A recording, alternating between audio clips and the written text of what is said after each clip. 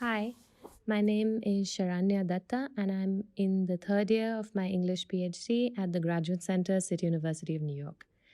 I've been asked to talk to you today about applying for PhD programs, and I promise that it is not as stressful as it sounds if you break it up into discrete sections.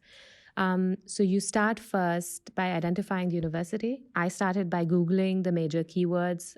For instance, for me, it was postcolonial studies, PhD, United States. And I know that sounds really general, but it really helps to give you a map of the top universities for the field, and then you kind of keep going and whittle it down. So once you find a list of universities, you go to the department page, look at the individual faculty, see who's working in your field, precisely in your field, but also look at some people that are sort of lateral to your field. So if they work on, say, memory studies, but not in post-colonial South Asian lit, but in American lit, that works too. So it doesn't always just have to be the field. Don't get too narrow, basically. I applied to way too many schools myself. I would say it's realistic to attempt about 10 and do it well. I divided them into dream schools, realistic schools, and safe schools. Safe schools are not settling, but this year, especially these past 2 years, lots of departments have faced serious budget cuts. So sometimes you often don't know what kind of funding they have or how many students they're taking. That's not public information. So it's always good to keep some schools that you have a better shot at getting into. The timeline is really important. I started emailing professors early, so say June-ish. You can start later too, but ideally before the semester kicks in August and they get really busy. The US needs an SOP, usually of about 1,000 words, but the UK needs a more detailed research proposal. I did the detailed version first and then edited it down to the SOP version, which really forced me to clarify my research questions. The first things you should do are email the professors to see if they would be interested in your work or in supervising you, because some professors are on sabbatical and they'll just tell you up front. You should absolutely speak to your recommenders very early and get your transcripts. I went to Delhi University, so that took forever because it was very bureaucratic. So please start collecting the transcripts early. Personally, I would also advise giving the supervisor and the department priority over the brand of the school, hands down. A lot of the time, celebrity professors do not have the time to supervise PhD students super closely. The department makeup is really important too.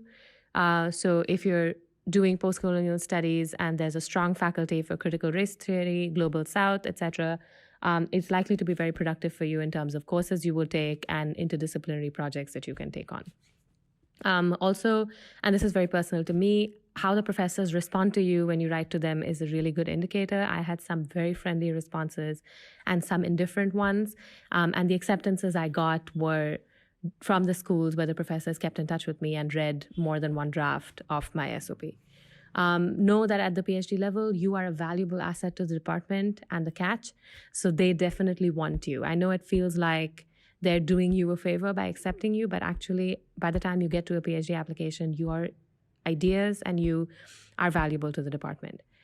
So try not to lose sight of that while you're doing this tedious process of application. Some profs will even agree to read a draft of your proposed research. I encourage having a bare bones version of that when you email them to ask them if they'll supervise you, and even give feedback sometimes, which is an excellent sign that they might make you an offer. Selections are made after multiple readings in various combinations by a whole committee. So the person you write to often has no control over whether or not you're going to get in, but they can maybe put in a good word. Check with the schools about whether or not they need the GRE. Many schools do not, and sometimes it's on their website from previous years that haven't been updated. So TOEFL, you will probably need if you have never been educated in a country whose only mode of instruction is English. But submitting GRE scores to additional universities can be expensive. So check with the admissions team to see if you can get a waiver for the GRE.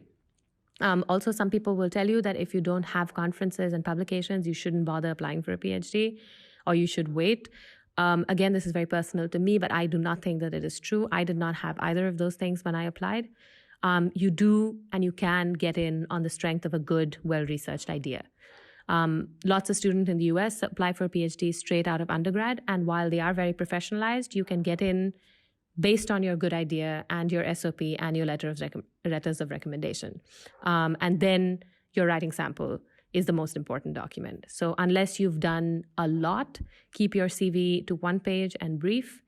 The writing sample should show your ability to work with sources and how you work with your literature review rather than the actual topic or theme that it's about.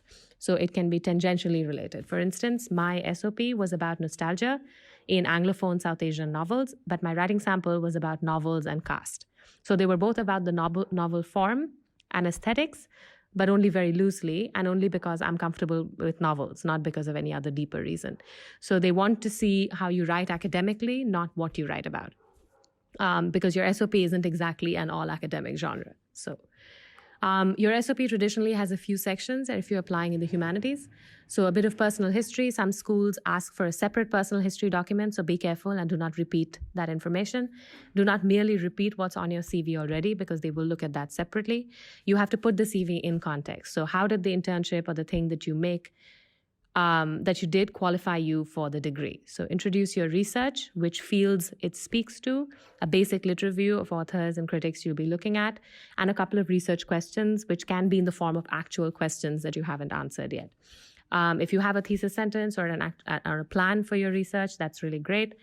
Then you go on to why the department is a good fit for you. So professors, there are some centers sometimes that do the kind of work you want to do, and then why you are a good fit for the department. Personally, I think expense is something to keep in mind. Assume an average of about $100 per application and budget accordingly. Also, the GRE and TOEFL fees. I personally set aside a miscellaneous amount just to spend on myself, ordering in food, retail therapy, etc. And I would advise factoring that in if you're a planner because it is very stressful. Try not to get guilty about that stuff because it's a very emotionally stressful time and guilt is not a useful emotion when you're applying. Also, in terms of finances, unless you have a system in place to pay for this degree, PhD should be fully funded. That's why I didn't choose the UK schools I finally got into because the funding was so competitive and they didn't guarantee any funding. So try not to select schools that say competitive funding. Look for those words on the website, and if it's not clear, email the school. So look for the words fully funded on the website. A lot of departments in the US are fully funded. UK is usually not, and require separate scholarship applications, which can be unreliable and also take a ton of time. The other thing to remember is if you're applying to more than one country is that the timelines are really different because I had already accepted my US offer by April 15th before I even heard from several UK schools. Dealing with rejections is a crucial part of applying for PhDs. Try not to obsessively check Grad Cafe Forum and other websites like that. It is a death spiral. Often when you're rejected, it will have very little to do with the quality of your application.